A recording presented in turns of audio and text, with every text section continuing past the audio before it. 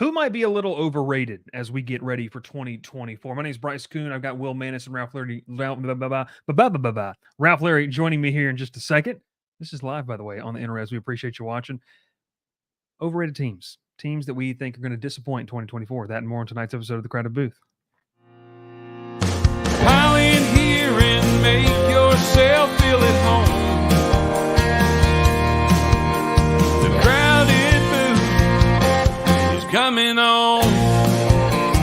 The Crowded Booth with Bryce Koon.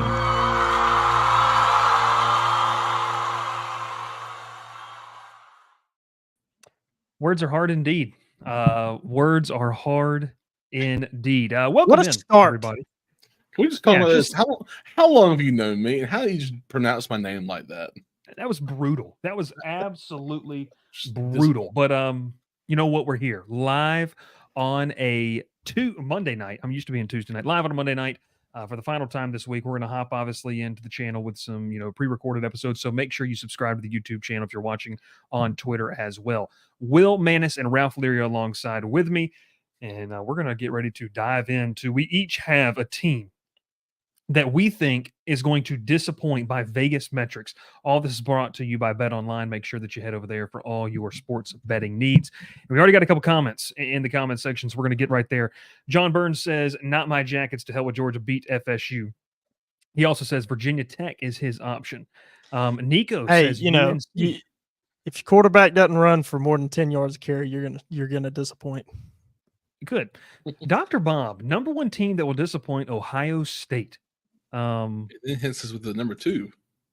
NC State. And then Bree says hello. Hello, Bree.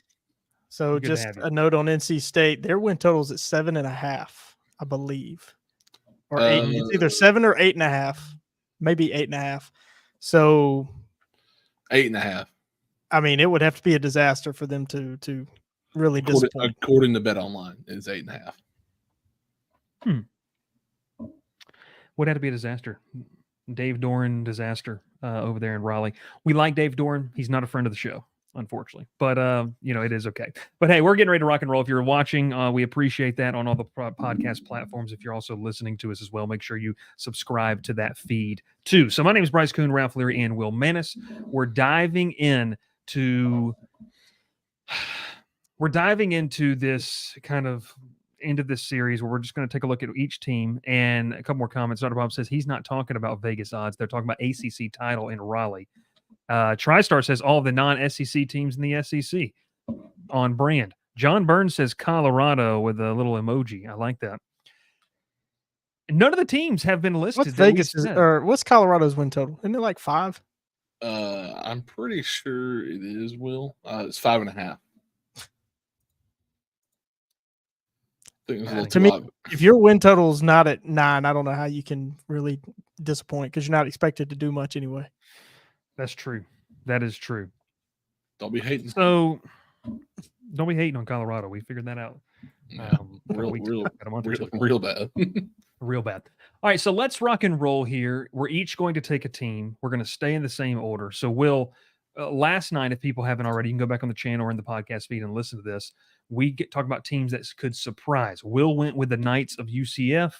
I liked that pick. It was a over-under win total, I believe, of 7.5. Will was taking the over in there, and Will is going to leave the Big 12 but head to another big conference where he has a team that a lot of talk coming into 2024. Could this be a team that finally gets to the playoff because it's expanded? So let's talk. Per Vegas odds, Will, rock and roll. Who's a disappointment for you in 2024? For me, is Penn State. So Bet Online has them set at 9.5 wins. I mean, I don't know how many Penn State games you watched last year. The few that I called, it was a snooze fest. Elite defense, probably national championship level defense a year ago, could do nothing on offense. They do bring in, I'm going to butcher his name, so let me look at it. The OC from Kansas. I'm going to butcher his name. Let me see it. Let me read it. Sorry, this is great podcasting here. Always prepared. Yes. Andy Kotelnicki comes in from Kansas. note on them, they threw the ball a ton. They averaged over 15 yards of completion. But for me, I think Kansas had a better quarterback in Jalen Daniels, rather than Drew Aller. And Drew Aller, 5-star guy, he has yet to live up to any sort of hype there. So for me, the concern is on offense, starting at the quarterback position. But they also lose 2 of their top pass catchers, Keandre Lambert-Smith transferring to Auburn, and the other Dante Cephas transferred out as well. So they're two top receivers out as well. But they're going to run the football. As we've seen in this era of college football, you can't win with defense. You've got to have an offense. You're going to have to put up points. The Big Ten is bigger. It's tougher now. They haven't been able to get over the hump in recent years past Michigan or Ohio State. Now they get to play USC in year 1, running through their schedule. They go to West Virginia, old rivalry game there. That'll be fun to watch. They host Bowling Green, Kent State, Illinois. They do host UCLA, and then they travel to USC on October 12th. We've talked a lot about that. October 12th. Yeah. That's I think the best week of college football all season. And then they travel to Wisconsin. They host Ohio State, host Washington, travel to Purdue. Purdue is a giant killer, giant slayer. They always have been. I think that nothing changes there. They go to Minnesota, which is a weird place to play, especially late in the year. The weather can get goofy, but they're used to that. They're used to playing in snow. And then they host Maryland to wrap up the season.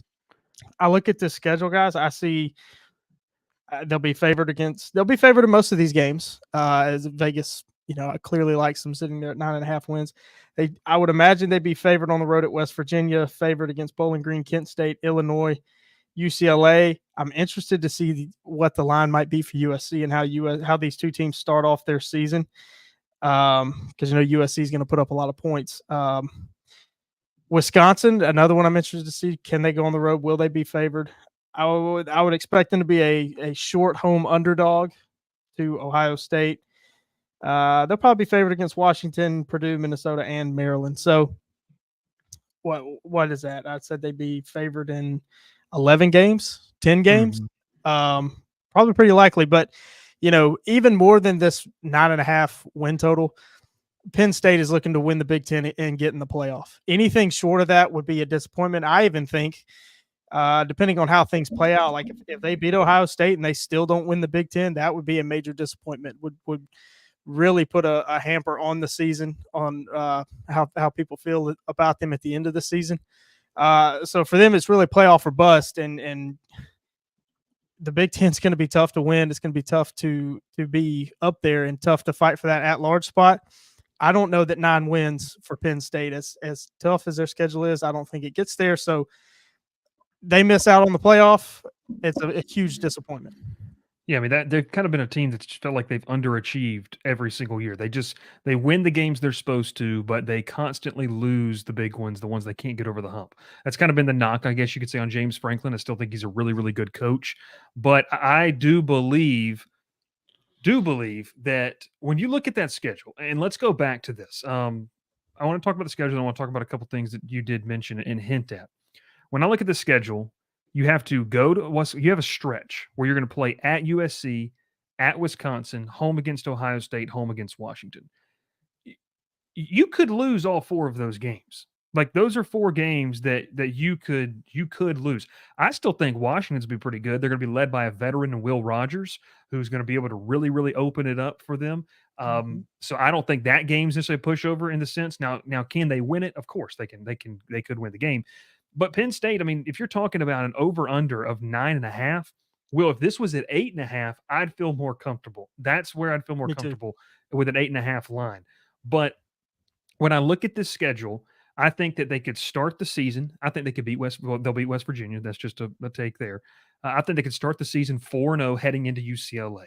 If you could beat UCLA, you go 5-0. All you need is 5 more. You need 5 more wins. I can't pencil in 5 more wins. I mean, Minnesota and Maryland, okay. Purdue, but you're going to have to knock off. You're going to have to go win a big game. And The knock against James Franklin is they have not done that consistently enough in the Big Ten. Now the Big Ten gets harder, like I mentioned there with Washington. USC, regardless of what you think about their defense, they're going to be able to air it out, and they're going to be able to throw the ball. Lincoln Riley's a good quarterback. I'll be talking about them, or a good quarterback's coach. He's got a good quarterback. I'll be talking about them a little bit later on. And then just kind of to add here, look, you lose a lot on your offensive line, including a first rounder in Olu Fashanu. That hurts big time. They did bring in Julian Fleming, I believe, the Ohio State transfer, but it's kind of an untapped potential thing. Like, the kid's supposed to be really good, never realized it. Had a really good year last year, but again, he was buried down on that depth chart. Their transfer class, we talk about what they lost. They bring in one receiver, even though they lost two big-time receivers. So, to me, still a net loss there. We haven't seen a lot, further down the depth chart. Omari Evans, Mekhi Flowers, haven't seen them too much. The offensive line, they did bolster that in the transfer portal, bring in Nolan Rucci, a junior, will likely start for them at tackle. And then on defense, they really only brought in one starter, and it was A.J. Harris transferring out from Georgia. So, but their defense, it was already good. Their overall transfer portal ranking, according to 24/7, was at 60. So, I don't, unless they're developed, which this staff has shown they can develop some talent. They've done really good, especially at the running back position. They're going to be led by Nick Singleton and Katron Allen, two really, really good tailbacks. This coaching staff has shown they can develop, but they didn't add a ton, and they probably don't feel like they need to. But for me, I don't think it's enough. Looking at what Ohio State brought in, I don't think it's enough.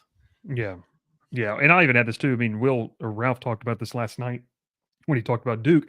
You lose Manny Diaz. You do bring in Tom Allen, who's going to be your defensive coordinator this year. But is there going to be a drop off? This is a drop off. You saw what Tom Allen just got through doing at Indiana. Yeah. I mean, sure, he's going to have a lot more talent. Some guys are just not made to be head coaches. Some guys are just better coordinators. I think Tom Allen's a better coordinator. He's not better than Manny Diaz. Yeah, he's going to have a lot better players with Penn State than he did at Indiana, but yikes. Gavin says, who? Ralph, your thoughts, though. Penn State over under 9.5 wins. I think Will and I both agree. It feels kind of 8.5 would be, to me, where I would set it. If we had the Crowded Booth book, that's where I'd set it. So last year I got to watch them play against Ole Miss in the bowl game. Now, they weren't their full they weren't their full team. A lot of guys, opted out. But still, they're almost a complete team. And at first, it looked like they were about to, they looked like they hit him right in the mouth. And I was like, man, this Penn State team looks really good in person. Drew Aller looks great. And then once Ole Miss figured them out, it was a blowout. I mean, I felt like their defense was getting picked off one by one.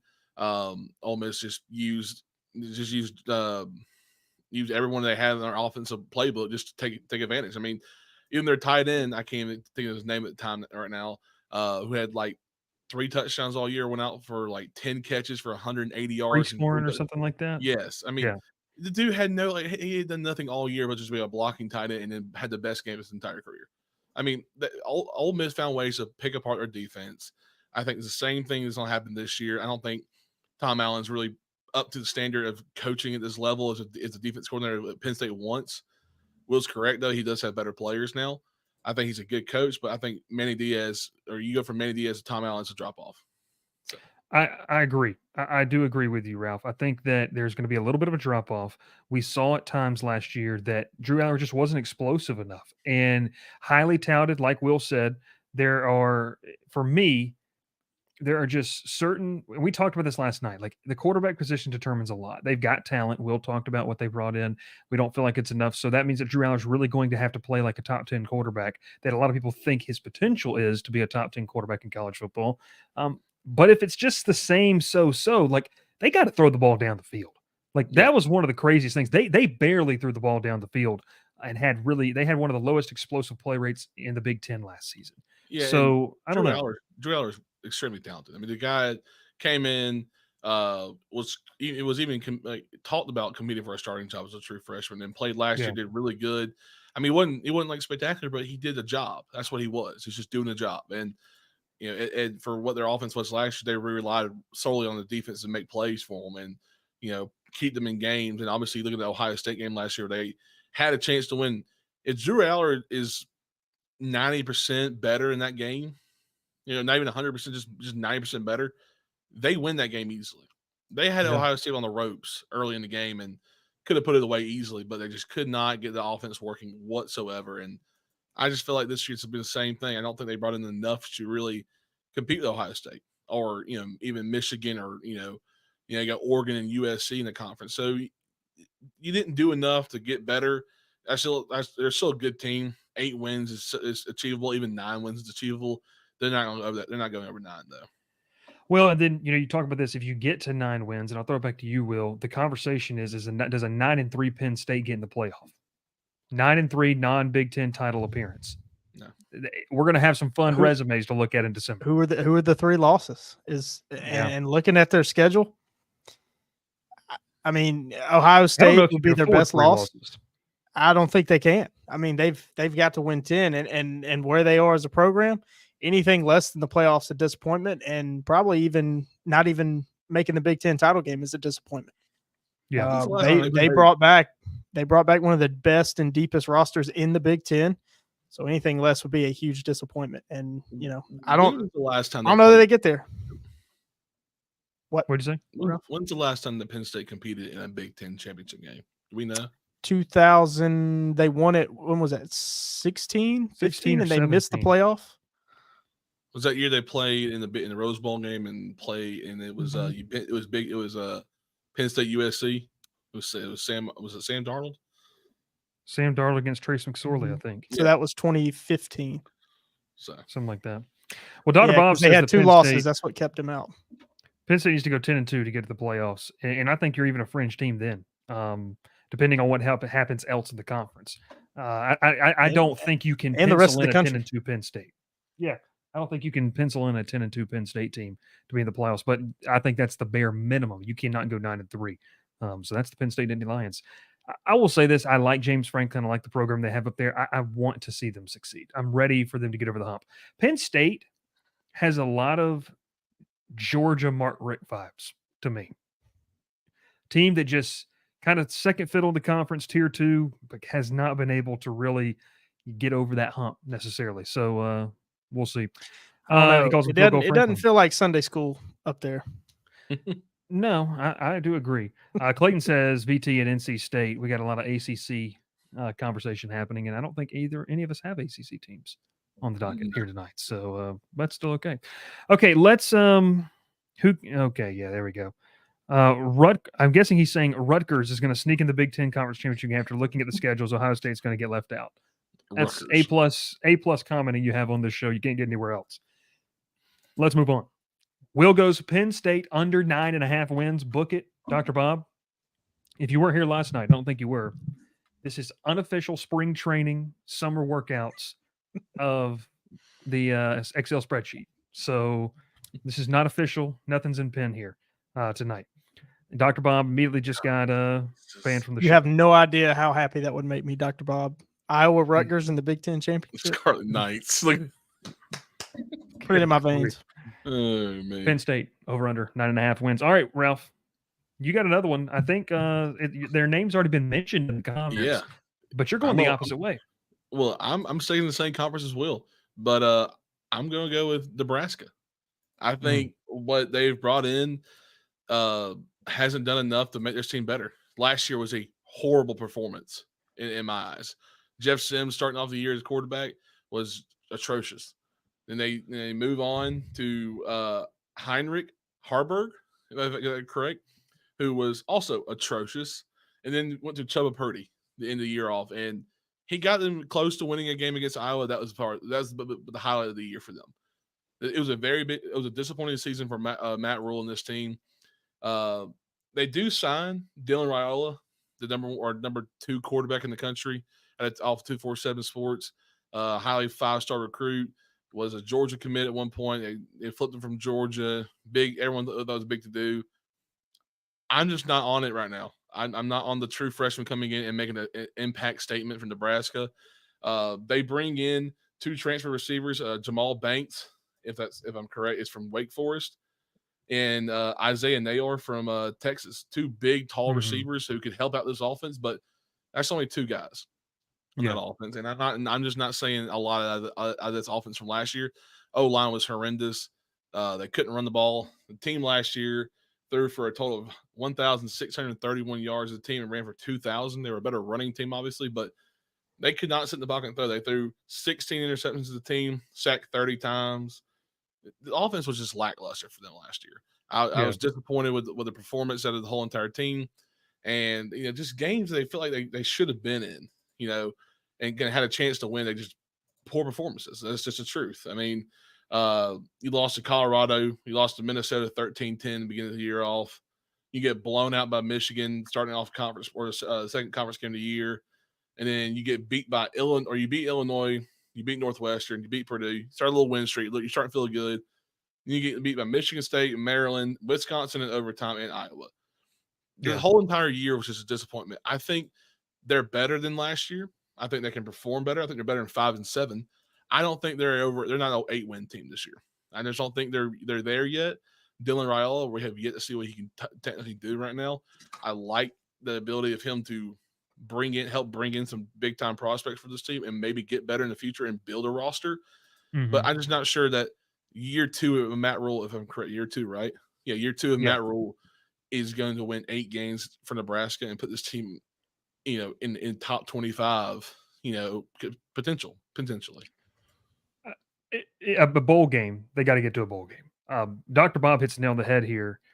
The first 7 games are eminently winnable. The last 5, I think if all things hit right, they could be 7-0 going into UCLA. Like when you look at this, or going into Ohio State, I'm sorry. So you could beat UTEP, Colorado, Northern Iowa, Illinois, Purdue, Rutgers, Indiana. That's 7-0 going into Columbus.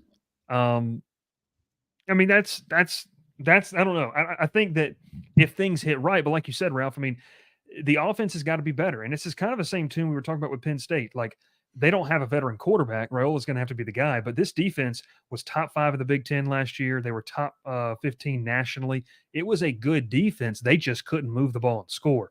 They could not capitalize on when their defense played well. If that shifts, if the offense can get to at least top 60, top 70, I could see 7 wins. But when you start talking about 8 wins, look, even if you go 7-0, you got to find a way to go beat one of Ohio State, UCLA, USC, Wisconsin, and Iowa.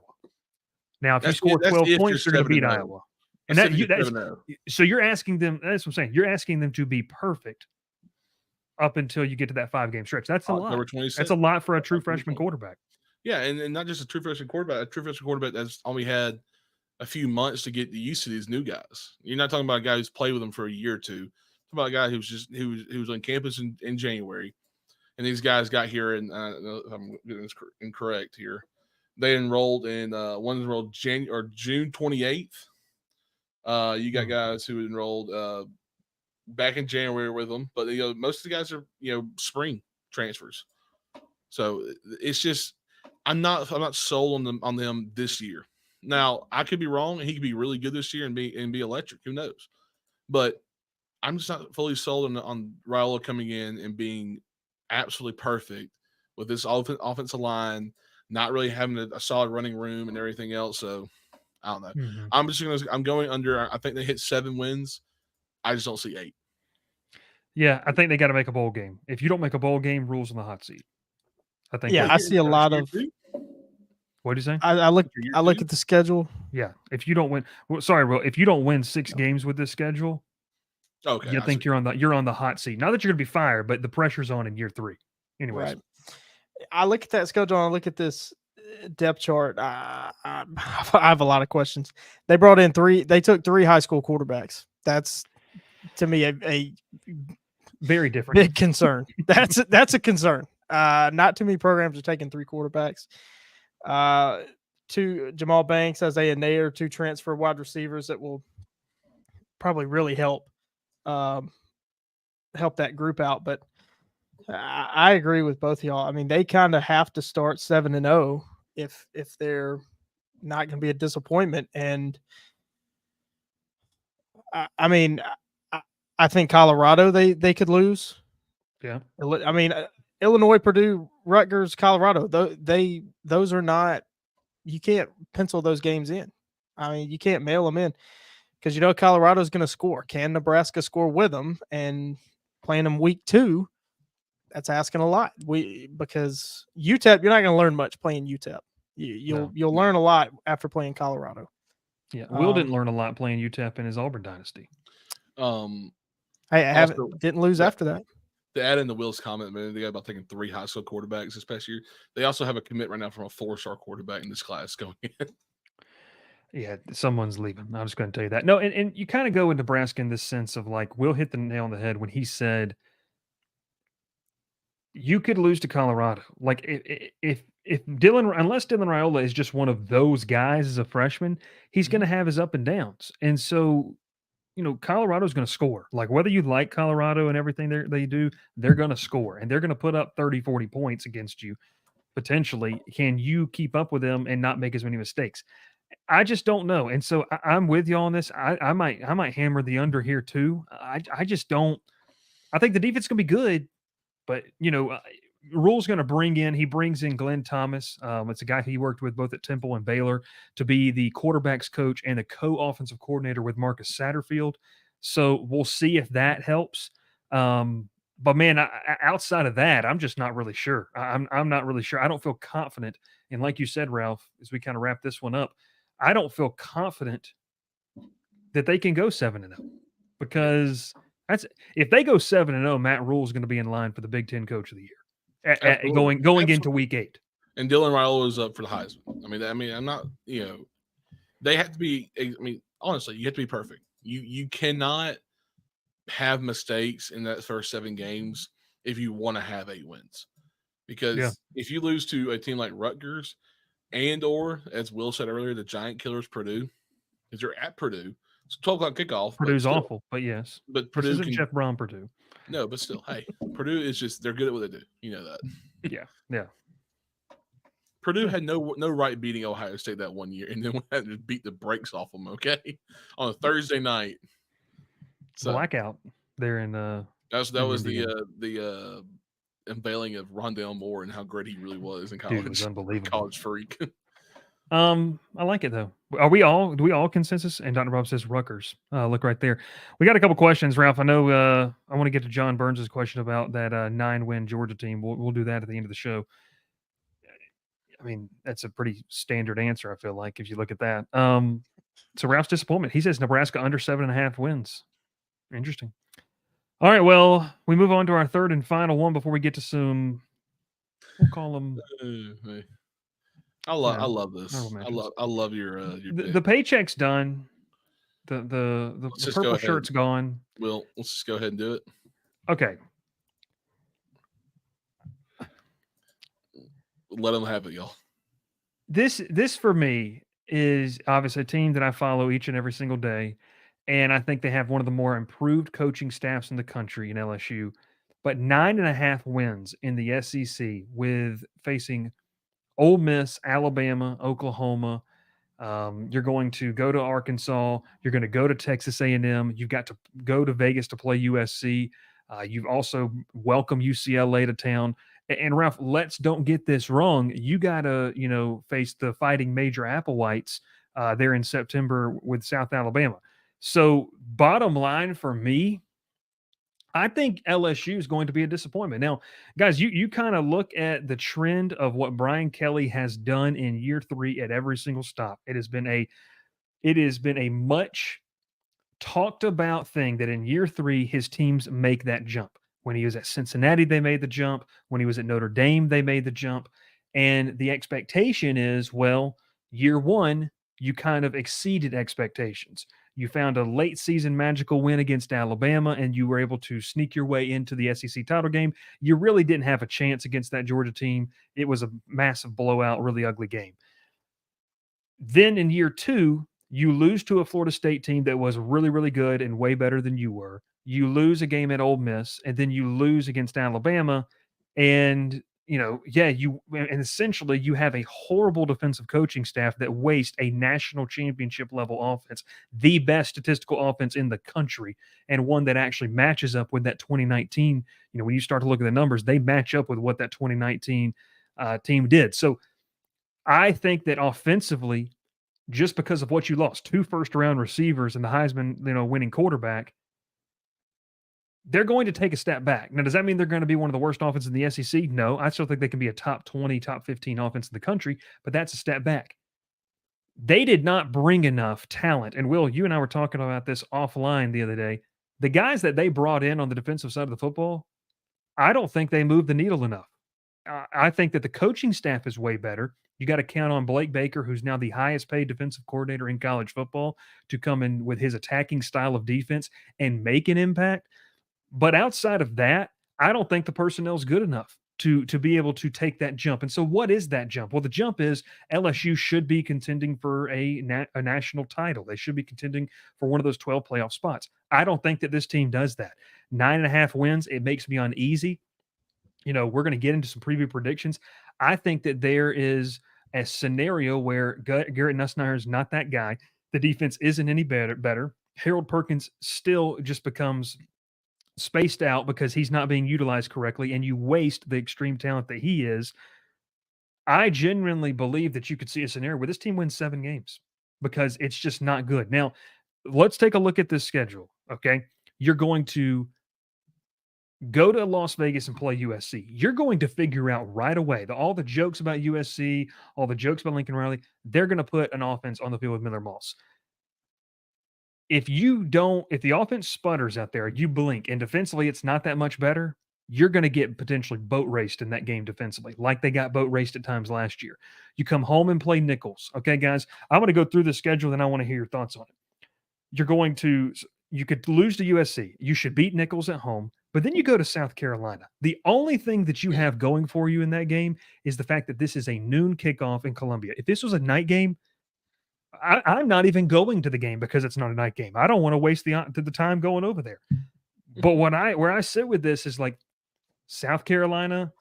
Is it too early for Beamer ball? Probably. But you can't just waltz into that game and think you can win. We've talked about it. The combination of Lenoris Sellers and Rocket Sanders could be pretty nasty. And if LSU's front seven is not good, then that is going to be a nightmare type of game for them to have to stop them and get them off the field.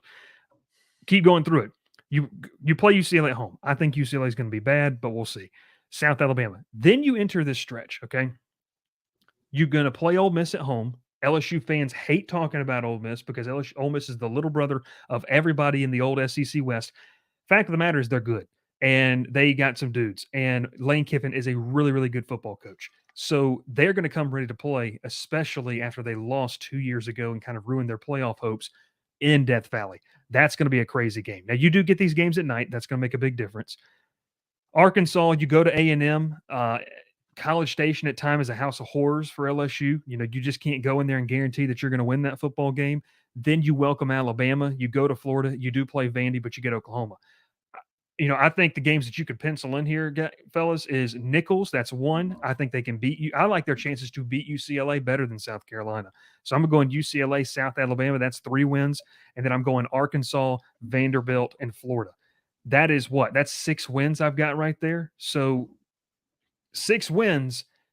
If Garrett Nussmeier is not the guy, and look, I mean, I covered the team. I think that he is going to be really, really good. I like the messaging that he has. But my concern is everyone just assumes that when you pass the torch to the next guy, it's going to be fine. The question has to be asked, what if it's not? So I think that 10 wins is a lot to ask out of this team, strictly based on defense. I just don't think that they improved personnel-wise. And the big question is going to be, can this coaching staff close the gap to make up for that difference? I don't think so. That's why I could see this team going 9-3, and I think worst-case scenario could be 7-5. Yeah, the two biggest problems on this team are the defense is not going to be good. You know, it's like you said, we talked about, they bring in a number of different guys on defense. Jordan Gilbert at safety, Sean Washington on the defensive line, Gio Paez on the defensive line, Austin Osbury transfers. It looks like he's changing positions. He was a cornerback at Auburn. Looks like they're going to play him at safety. Jair Brown, another transfer guy. Say that again. He's playing left out. That's what he's going to be playing. Left out. But yeah. On offense, they lose, I mean, just generational talents at receiver. So they bring in Xavion Thomas and CJ Daniels from the transfer portal to try to supplement that. But those guys, they're not up to snuff with what they lost. Kyron Lacey is back. That's going to help a lot. Garrett Nussmeier, in the little bit that he's played, has looked good, but the problem is he's not Jaden Daniels. And you cannot ask him to come in and do what Jaden Daniels did to try to lift this team up and have the same or similar success that they had last year. I just don't see it happening. And the problem is going to be on defense. And Bryce, you're exactly right. You're going to find out what that defense is week 1 in Las Vegas.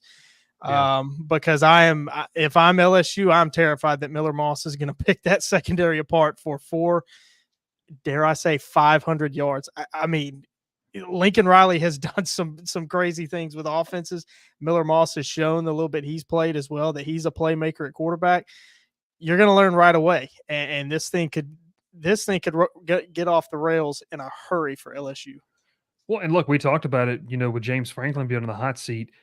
If this happens, if you don't win 9 games this year, if you go 8-4, Brian, I don't care that Brian Kelly has a 10-year, $100 million contract. He will be on the hot seat heading into year 4. And you mentioned this, Will. Like, I watched every single week. If this offense blinked, they were in trouble, and that's unfair. And just to give more, kind of take, because I actually know that there's some people watching this right now that are on our Go 24/7 board. They saw my thumbnail and they said, "Well, we're going to check this out." My take is not that I don't think Garrett Nussmeier can be really good. I just don't think he's going to be the number 1 pick in the draft next year. That's literally what it took to win 9 games last year's defense. Now, a lot of people would say that this defense cannot be as bad as last year. I agree. It was almost 100s across the board in every statistical category.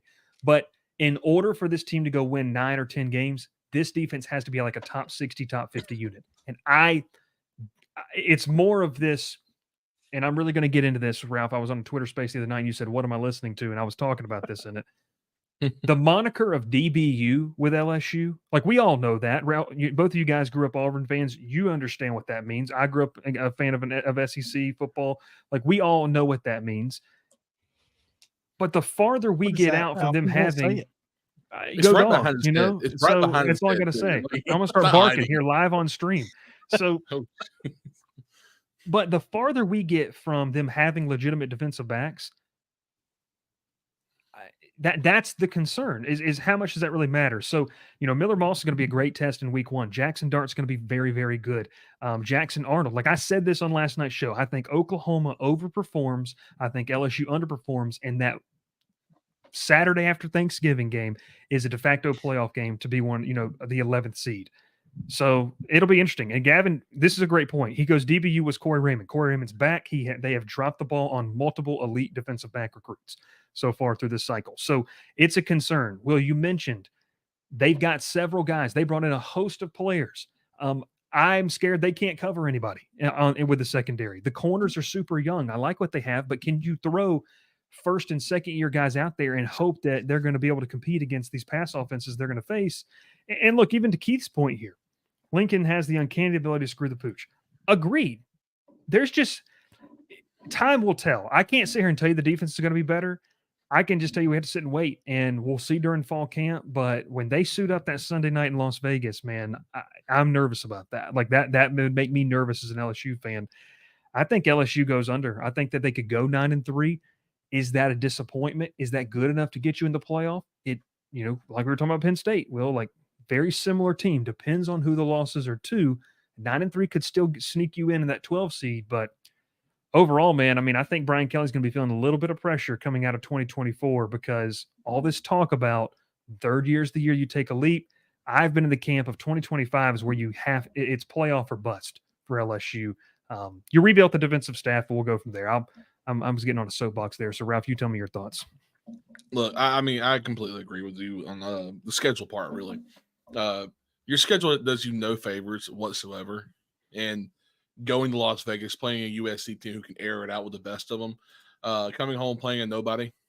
Then you go to South Carolina at 12 o'clock. That is a straight diss to Ronald Ollie. And I'm ticked off about that. He was nobody in the NFL, okay? He almost beat Georgia in Kirby Smart's first year. So you just need to hold off. And then you never forget, Nichols almost beat Georgia. All right, anyways, keep going. And you go, but the Citadel did beat Georgia Tech. But yes, keep going. And then you come home, and you got UCLA at home, which might be might be there. And then you go home again, back-to-back weeks, and you get to place a Sunbelt team that's pretty good. The last time a Sunbelt team that came to town that was really good. I mean, look at what happened last time. How about you zoom in on the image, you poverty person? Jeez, dude, come on. Look, I tried my best. Okay, I was trying to. I had to pull it up a minute ago, and I was waiting for you. I want you to see what it was. Mobile, Alabama, the armpit of the Dixie State. Don't say that. But look, I agree though in your statements though. The schedule does no favors. You play a talented Ole Miss team. Arkansas, they're just on the losing end of what was pretty good football for about 4 years. Elko's I think he's gonna be torturous for some things to play at home. You're talking about a guy who has all the ability in the world to build a solid roster and actually a good coach. Yeah, that's no one's joy is going to go in College Station this year.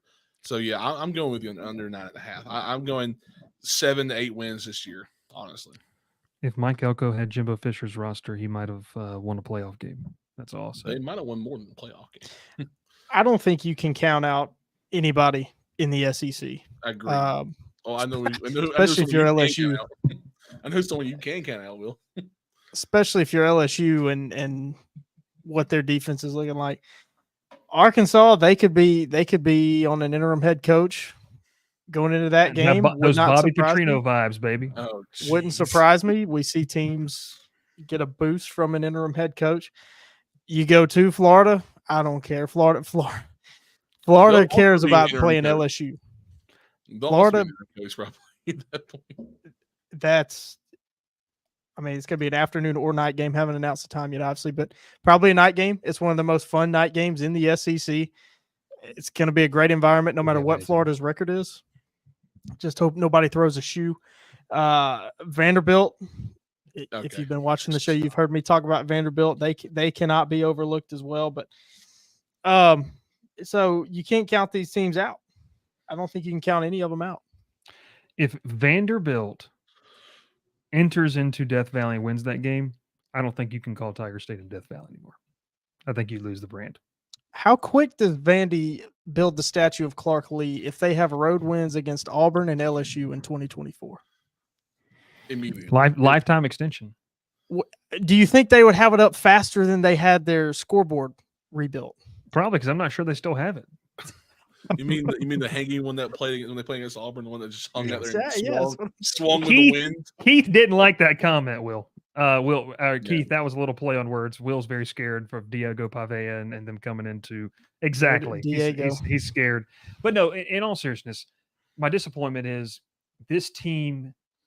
They need to make the playoff in 2024 for recruiting purposes. With a lot of battles they're going up against Texas, Oregon, A&M.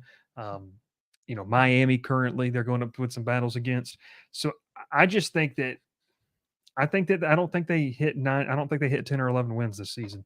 I think that they go 9-3 again, probably with a 10-3 bowl win. And we'll see. I think that LSU's season, and I'm getting ahead of myself here because I know we're doing some preview and predictions. I think that LSU is going to be like the first or second team out. Like they're going to be like the 13th or 14th ranked team in the country at the end of the year. And it's going to be an interesting calls for an interesting offseason heading into 2025. So but you're higher on them than me. I think it could be worse though. I agree with you. I think they could even be in that 7-5 range. I mean, you're really asking Garrett Nussmeier to be a first-round quarterback, and he's shown flashes for sure, but first-round flashes, I'm not so sure about. He has the talent. 100% has the talent to do it. He does. Can they coach him to perform that way? I don't think so. It'll be tough. You drop that first game to USC. Can you regroup quick enough to go to South Carolina, which is going to be, like you said, Bryce, even for a noon kickoff, is going to be a great environment, especially if they drop that game to USC. Those fans are going to think that they have a really good shot. So they're going to bring it. They'll bring it. I'll be bringing it in Rome, Georgia. That's Saturday evening. Don't have a wedding in the fall. That's all I got to say. So we'll see what happens. All right, a couple honorable mentions here. I wanted to get back to one of those starred comments. You guys work on yours, and I'll answer this question here from John Burns. He goes, "Is 9-win Georgia a disappointment?" Yes, because they have right now, when you look at draft boards, they have the best quarterback available in the 2025 NFL draft. They are absolutely loaded. They've kind of revamped their defensive line of sorts. They are very, very good. If they go 9-3, that is a disappointment. So yes, to that question. Jonesy says LSU fans going to find out Bruce is a UGA homer. Dr. Bob says Blake Baker is the next Tulane head football coach after John Sumrall leaves for Florida. I don't even hate that. I don't hate that. And then key to success is Will's disappointment. SEC losing record against all of the conferences in and out of conference games. I think that's most years. I think it is actually. All right. Anyone else? Let's go. Everyone gets one honorable mention. All right, go ahead, Ralph. You go first. I'm saying Notre Dame at 10.5. Ooh, that's a lot. That's a lot of wins for a tough schedule. You opened the season up at A&M. Especially when Will's going to be in the building there in October when they come to Mercedes-Benz and play Georgia Tech. Prime upset opportunity. Hopefully. You go at A&M, you play Louisville, you go Georgia Tech, you go Florida State and USC. I don't see you pulling out 11 wins out of that. You dropped some of those games. Riley Leonard's a good quarterback. I agree. Don't worry. I think he's a great quarterback. Can he stay healthy, though? That was his problem last year. He got banged up early in the year and just could not push past his injuries, and it hurt him in the long run. That game against Notre Dame that Duke played last year was a great game until Riley Leonard went down. So you had Sam Hartman last year. You thought it was a really good team last year, and they were just a disappointment. They lost some games they probably shouldn't have lost last year. Ohio State lost by 3. You get beat by Louisville, and everyone thought Louisville was not very good at the time. So, and then you got ran out of the stadium by Clemson. So, I don't know. I don't see 11 wins from this Notre Dame team. I think they're still really solid, and I think they'll be really good. A 9-10 win team at most, but not 11. Not sitting there in the top 4. Yeah. Ooh, I just picked mine. All right, Will, you want to go next for your honorable mention? Yeah, I hope I don't take yours because I'm kind of in between two, and I'll be lame and pick both of them, and we can have some ACC talk. Louisville at 8.5 wins. Now, I know I said earlier if you're sitting around the 7 or 8 win mark, it's hard to really disappoint. But after the year Louisville had last year, I think if they go 8-4, that they would be disappointed. Yeah. Jeff Brom has really worked the transfer portal really well. He did a heck of a job of it last year, and it worked. Does it work again this year? And that's going to be the huge question. Does he have that same amount of success? But yeah, if they go 8-4 and, they just play in the Fenway Bowl or whatever bowl is going to be on the CW, I would be a huge disappointment. And then my other one is Miami at 9.5 wins. I don't see 10 wins for Miami. I just don't think the roster is good enough to win 10. If you can win 10 games, I think you have a roster good enough to win the national championship, honestly, because you can get in that playoff. And if you make the playoff, you're probably good enough to win it all. I don't see it with Miami. You're going to need a lot from a lot of new guys. Tell me the quarterback's name. I don't know why I'm blanking on the quarterback's name. The transfer Miami, Cam Ward. Cam Ward, that's it. You're going to need a lot from Cam Ward. And he played in the Pac-12, which was a competitive conference, but I think the ACC is a step up. We've talked at length about the ACC has some really underrated defenses, so he's gonna it's gonna be a step up for him. Can he do it? I don't know that he can do it enough to win 10 games. Yeah, I'm with you there. I mean, I think 10 wins is. I think they go like 9-3, which is not a bad season. I mean, it could still get them. This is the thing: 9-3 in that conference can still get you to the ACC title game and still get you an automatic playoff berth. So we'll see how that pans out. Okay, I might be going with a stretch here, fellas, on mile one as we get ready to wrap up tonight's show. BetOnline has this team at an over/under of 9 wins, and I'm taking a look at their schedule right now. I'm going Tennessee. I really like Nico's makeup. But when I'm looking at this schedule, okay, I think that NC State game, you have veteran quarterback, a winner, a really good head coach in Dave Doran, playing essentially in your backyard over there in Charlotte for the Dukes Mayo Kickoff Classic against a very exciting, explosive offense. And look, people keep trying to put out there and tell me that, well, Bryce, look at what they were able to do with Hendon Hooker. Nico's going to be able to do that. Maybe in year one as a full-time starter, is he? I don't know. I also know that if you're Tennessee, that you have the projected number one pick in the draft as an edge rusher. That's great. But you look at this schedule. I think that NC State can knock you off. I think that, and I want people to hear me say that is me giving ACC love over SEC love right there. Not Will, who likes to mount the SEC, but I think that you go on the road to Oklahoma. What's to say you don't lose that game over there? That's their first SEC game, I believe. Am I right in that SEC home game? It is. So that's going to be something interesting to watch. You go to Arkansas. Look, playing at Arkansas, like you mentioned, Will, with LSU, you don't know what you're going to get over there. A lot of people are high on Tavian Arnold. That's going to be something very interesting to watch. You're hosting Florida. I don't care how bad Florida looks. That game is a crazy nuts game that you're hosting last there year, especially. Exactly. You're going to host Alabama. Kentucky is not a pushover. Mississippi State, I think you should win that one. You go to Georgia. You play the Miners of UTEP. And then you play Vanderbilt. Still have nightmares. I'm not saying that Tennessee's going to go 7-5 or 6-6. I'm thinking 8-4 is very much in the realm of possibility. You win the games you're supposed to, and you lose to NC State, Oklahoma, Alabama, and Georgia. That's 8-4. Am I crazy for saying that? I think they're a good team. I think that Nico is going to be good. I think it's just a lot to ask that Josh Heupel's just going to be able to do whatever he wants offensively with a quarterback that is legitimately in his first year. And Keith says Tennessee is just above average. Yeah, schedule's not easy. No, like you said. I if I'm them, I worry about going to Oklahoma. I worry about hosting Florida for the same reason you said. I definitely worry about hosting Alabama. I worry about going to Georgia.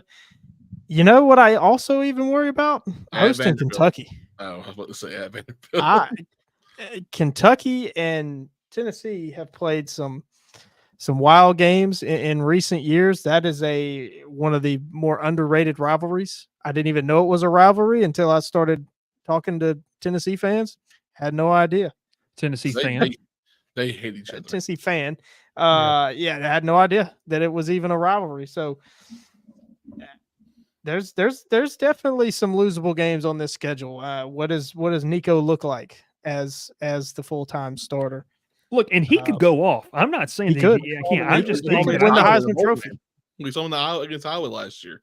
Lit him up. Say what you, Bryce. I know you hate it, but Iowa had a top 5 defense. Their defense. He did that against the top 5 defense.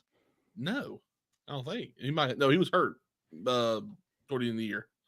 Hurt, scared. That's what he was. I think Keith makes a great point here. If they don't beat Alabama 2 years ago, are we even talking about them? Not as a legit playoff contender, I don't think. They should have been last year. I will say this about Tennessee before we get out of here. We're going to make sure to sub to the channel if you're watching on Twitter, if you're watching, because we're going to be doing, in-depth previews and predictions of each team leading into the season. I think Tennessee right now is a team that is known for leaning on its star players. When they don't have those guys, they don't have the depth to compete with the upper echelon of the SEC. Has that changed? Tim Banks is a good defensive coordinator. That defense is, in my opinion, better, but it all starts at quarterback. Is Nico better? It's going to be very interesting. I wanted to get this question before we get out of here. Hush Money Los with the question. You got that, Ralph? He says, sup, fellas. What about my Hogs? I wanted to give them per bet online. The Arkansas Razorbacks are over under at 4.5 wins. Good chance for you to sub to the channel because we're going to do a preview on the Hogs and what we think. But I'm going to go under. Probably. I mean, that schedule's brutal, guys. That's not a fun. They pull the That's not a fun schedule at all. They pull the unluckiest schedule out of everybody in the SEC. So I've got it up. They start off with Arkansas Pine Bluff. They go to Oklahoma State. Go Pokes. They host UAB. Fighting Trent Dilfers. Do not sleep on UAB. UAB, they can sling the ball around. Can Arkansas score with them? I don't know. They go to Auburn. They play Texas A&M, Tennessee. And LSU is their homecoming. Why we schedule conference games for homecoming? I don't understand. They go to Mississippi State, Ole Miss, Texas. They host Texas. Remember what happened last time Texas went there. Louisiana Tech and at Missouri, which was also a fun game to watch last year. With half the Arkansas roster got tossed from the game. That's brutal. Yeah, that's brutal. You pulled the unluckiest schedule out of the SEC this year. No, Florida did. Well, outside of to Florida, me, I wonder. I just kind of wonder, like, they pulled the unluckiest schedule in the country. When you pull the plug, do you do it in a bye week before the LSU game? Do you do it before the Texas game? You might. If I'm looking, should have done it in December. You might do it before the Auburn game if the season goes wrong. If you're looking at trying to get 5 wins, like, when does that happen? When do you get that boost? And after those bye weeks, you play LSU in Texas. Yeah, that's not a fun time to do it. If you are 1-5 going into LSU, you go into that bye week with the interim coach. You do, without a doubt. But hey, we do appreciate the question there, Hush, and make sure you subscribe to the channel as we're going to have full previews of each SEC team and most of the ACC teams, and then some conference previews. We're going to talk about our conference title preview games and game previews as well, and then we will release our 12-team playoff. My feelings are hurt. About 2 weeks ago, I sent a rough draft of my playoff, and nobody responded in our group text. And so it is what it is. Gavin says if Auburn has to play interim head coach Travis Williams, they're cooked. Good thing it'll be Bobby Petrino. 100%. So if I will say this to end of the show, would it not make everyone's day if Bobby Petrino's first game as interim head coach, he rode a motorcycle out on the field? Can we please make that happen? Can that please happen? I would love to see it. And if it's the LSU game, I'll rush the field before the game even starts. So we'll see how it is. Hey, join the Discord. Stay tuned. Planning out some awesome events that you want to be a part of. And it's a good reason for you to subscribe to the channel. Check us out on the podcast feed. Once again, shout out to Bet Online for all the over-under win totals. We're going to take a look more in depth at each team. Subscribe to the YouTube channel. Make sure you follow us on social media. Ralph Leary, Will Manis. My name is Bryce Koon. Thanks so much for tuning in here on a Monday night edition of the Crowded Booth. Pile in here and make yourself feel at home. The Crowded Booth is coming on. The Crowded Booth with Bryce Koon.